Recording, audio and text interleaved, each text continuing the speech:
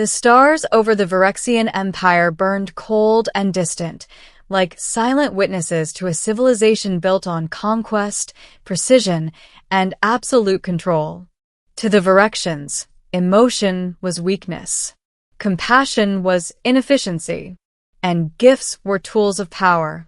That was why the entire royal court fell into uneasy silence when the human stepped forward with nothing but a small, unremarkable box in his hands. Commander Elias Rowan stood at the center of the throne chamber, surrounded by towering alien guards whose elongated limbs and blade-like appendages shimmered under violet light. Their faceted eyes reflected his image 100 times over: small, fragile, human. Insignificant, or so they believed. At the far end of the chamber, upon a throne grown from living crystal, sat Queen Elthera, the ruler of the Phyrexian Empire. She was breathtaking and terrifying. Her form was tall and elegant, her body composed of semi-translucent chitin layered with flowing strands of bioluminescent energy. Her eyes glowed like twin suns, ancient and calculating. She did not blink. She did not fidget. She simply observed. "You are the human envoy," her voice echoed, not spoken, but resonating directly in the mind. Elias swallowed but kept his posture straight. "Yes, Your Majesty." "You requested audience," she continued, "despite knowing your species has no standing within our empire." "I did." A pause. "And you bring a gift?" Elias nodded, lifting the small box slightly. A ripple of faint amusement passed through the court. Gifts were a formality among Phyrexians, symbols of dominance or submission. They were always grand, always calculated. This looked like nothing. The queen leaned forward ever so slightly. "Explain," she commanded. Elias took a breath. "This isn't a tribute," he said. "It's a gesture." That word alone sent a murmur through the chamber. A gesture? Not power. Not leverage. Not submission. Just a gesture? The queen's gaze sharpened. "You risk much for something so meaningless." Elias met her eyes. "Not to us." Humanity had entered galactic space only 12 years ago. In that short time, they had been dismissed, underestimated, and quietly observed by older civilizations like the Phyrexians. Humans were chaotic, emotional, unpredictable, dangerous, not because of strength, but because of their refusal to follow expected patterns. Elias knew all of that. He also knew why he was here. The Phyrexian Empire was preparing for expansion into regions that bordered human colonies. If diplomacy failed, humanity would not survive the encounter. They didn't have the firepower. They didn't have the numbers. What they had was something else. Something no one quite understood. Not even themselves. "You may present it," the queen said at last. Elias stepped forward. Every movement felt amplified in the silence. He reached the base of the throne and carefully placed the box on a crystalline platform before her. It was small, wooden, plain, primitive by their standards. The queen did not touch it. Instead, a thin filament extended from her arm, hovering over the object, scanning. "No weapon signatures," she noted. "Correct." "No energy output."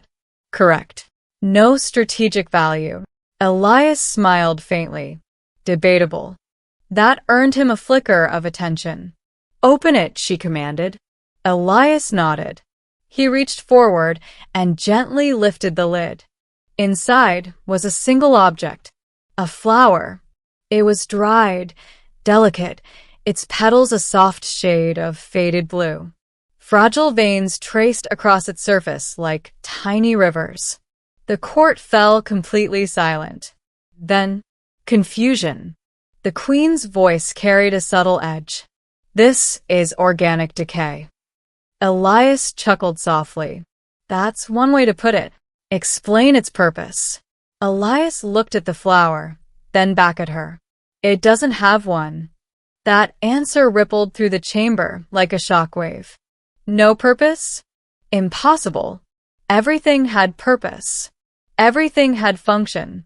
That was the foundation of Phyrexian existence. The Queen's voice grew colder. You traveled across star systems to present something useless? Elias shook his head. No. I traveled across star systems to present something meaningful. A pause. Define the difference. Elias took a slow breath. This flower, he said, was given to me by my daughter. The Queen said nothing. The court said nothing. But the air had changed. She picked it herself, Elias continued. From a field near our colony. It wasn't rare. It wasn't valuable. It wasn't even particularly beautiful by most standards. He looked down at it. But she gave it to me because she wanted me to have something when I was far away. The Queen's gaze remained fixed on him. And you kept it? Yes. For how long? 6 years. That answer lingered. The Queen studied the object again. It has no survival function, she said. No. No tactical application. No. No inherent value. Elias smiled gently. Not to you. A faint, almost imperceptible tension passed through the Queen's form. Then explain its value to you. Elias hesitated for a moment, not out of fear, but because he knew this was the moment that mattered. It reminds me, he said quietly, that there's something worth coming back to. The chamber felt different. Not quieter. Heavier. The Queen leaned back slightly. You suggest that this object influences your decisions? Yes. In what way? Elias met her gaze. It reminds me why I fight, he said. Why I negotiate. Why I risk my life standing here in front of you. A long pause followed. And that reason is this child? Elias nodded. Her. And millions like her. The Queen's eyes flickered, just for a fraction of a second. Your species assigns emotional weight to objects. Yes. Even when those objects serve no practical function. Yes. Even when that attachment could compromise efficiency. Elias shrugged. Sometimes especially then. The Queen rose. The movement sent a ripple through the chamber. She descended from her throne slowly, each step deliberate. Elias remained still. She approached the platform, her presence overwhelming, alien, ancient. She extended a slender limb and, after a brief hesitation, touched the flower. Her entire body froze. The bioluminescent strands along her form pulsed erratically. The court reacted instantly, guards shifting, energy building. Stand down, the Queen commanded sharply. They obeyed. She remained motionless, her connection to the object unwavering. Inside her mind, something unfamiliar stirred. Not data. Not logic. Something else. A memory. Not hers. A fragment, echoed through the subtle bioelectric imprint embedded within the organic structure. Laughter. Warmth. A small hand placing the flower into a larger one.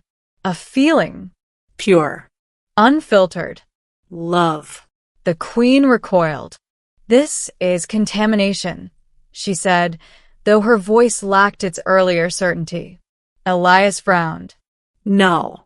It's just life. Her gaze snapped to him. It is inefficient. Yeah, Elias said. It is. Dangerous. Sometimes. Unpredictable. He smiled. Always. The Queen looked back at the flower. Her empire had lasted millennia by eliminating variables, by removing emotion, by perfecting control. And yet, this small, useless object carried something her entire civilization had abandoned. Something powerful enough to shake her, even now. Why give this to me? She asked. Elias took a breath. Because you're deciding whether my people live or die. The court tensed. Bold. Too bold. And you believe this will influence me? I believe, Elias said carefully, that you've never seen what we're capable of when we care about something. The Queen's eyes narrowed. Explain. Elias stepped closer. When humans fight for resources, we're average, he admitted. When we fight for territory, we're strategic. He paused. But when we fight for someone we love... His voice hardened. We don't stop. The words hung heavy in the air. That is not unique, the Queen said. No, Elias agreed. But what's different is this: we carry that reason with us. Always. Even when it doesn't make sense. He gestured to the flower. This isn't just a memory. It's a promise. The Queen turned away, pacing slowly. Her thoughts raced, an unfamiliar sensation. Her species had evolved beyond such chaos, beyond such vulnerability. And yet, there was strength in it. A different kind. Unpredictable. Resilient. Dangerous in ways she could not fully calculate. You offer this as a warning? She asked. Elias shook his head. No. She turned back to him. As what, then? Elias met her gaze, unwavering. As a gift. Silence. The word carried weight. Not a transaction. Not a manipulation. A gift. Freely given. Without expectation. The Queen looked at the flower again. Then at the human. You risked your life to give me something that weakens you. Elias smiled softly. Or strengthens me. She studied him. Long. Deep. Then, she made her decision. The Phyrexian Empire will not expand into human-controlled space. The chamber erupted in stunned silence. Elias exhaled slowly, tension leaving his body. Furthermore, the Queen continued, we will establish diplomatic relations under conditions of mutual respect. The court was in disbelief. This was unprecedented. Illogical, unthinkable, but the Queen raised a limb, silencing them instantly. This species possesses a variable we have not accounted for, she said. Her gaze remained on Elias. And I intend to understand it. Elias allowed himself a small grin. Good call. The Queen looked at the flower one last time. This object will remain with me, she stated. Elias nodded. I figured it might. Ending. Months later, in the heart of the Phyrexian Empire, something impossible began to happen. The Queen kept the flower, not as a trophy, not as a specimen, but as a reminder. She found herself revisiting it often, studying not its structure, but its meaning. Slowly, subtly, change spread. At first, it was small questions asked by scholars, anomalies in behavior, curiosity where none had existed before. Then it grew. Concepts once dismissed as inefficiencies were re-examined. Connection, memory, attachment, and with them something new. Understanding. Far across the stars, Elias returned home. When his daughter ran into his arms, he held her tightly, smiling. Did you keep it? She asked. Elias chuckled. No, he said. I gave it away. She frowned. Why? He knelt beside her. Because sometimes, he said gently, the smallest things can change the biggest decisions. She thought about that. Then smiled. And in that moment, Elias knew. The galaxy hadn't changed because of weapons, or power, or fear. It had changed because a human chose to give something away that no one else in the universe understood. Until now.